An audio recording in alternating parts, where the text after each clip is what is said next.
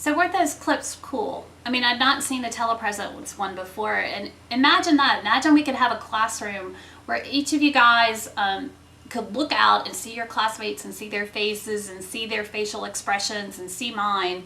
That would be pretty amazing, pretty closer to the real life experience of face-to-face. I guess a traditional method of teaching. But what would be the trade-off there? Now, I know some of y'all are thinking that wouldn't work because of what? Right? You'd all have to sign on at the same time. So we would lose that big convenience that we have now with the current system of that you can check on as your schedule lets you check in. So that may be 3 o'clock for someone. It may be 3 a.m. for someone else. Some of you may be able to do the bulk of the work over the weekend, and then you're not able to check in much during the week. So we would lose that with the telepresence idea. The other thing that her model pointed out, and this really interests me, was that the role that trust plays in teams.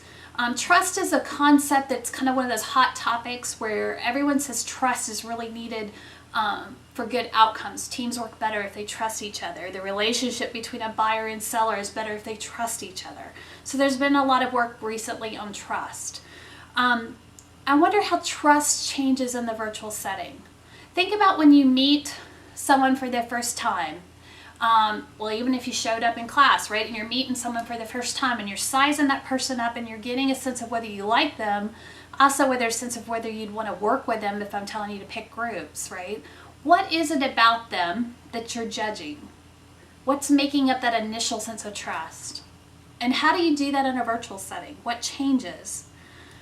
I've asked you to, I've got an activity now for you to go do. Now to do this, you're going to have to sign into the quiz for this module. There's one set up for, it says something about trust. I can't recall offhand. And it's not a quiz. You don't get a grade for it, but I had to set it up there so you could do it like a survey. So you're going to click in bullets. And I'll ask you some more questions about it on the discussion board. But what I've done in this quiz, first there's just some general questions about how trusting you are in certain situations. And then after that, propose that we are going to add some new group members to our teams. And these group members have told us something about themselves. So you have 4 different people there that have given you some information. And I ask you to read through that information and click who you would, most like to join your team. Who of the 4 would you not want to join your team? Then also who do you who do you trust most of those 4 people? And who do you trust least? Just on the information that they've given you.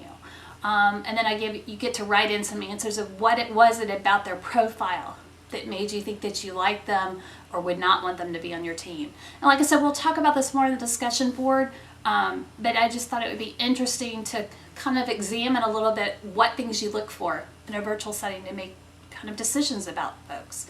Well, that's all I've got on this article.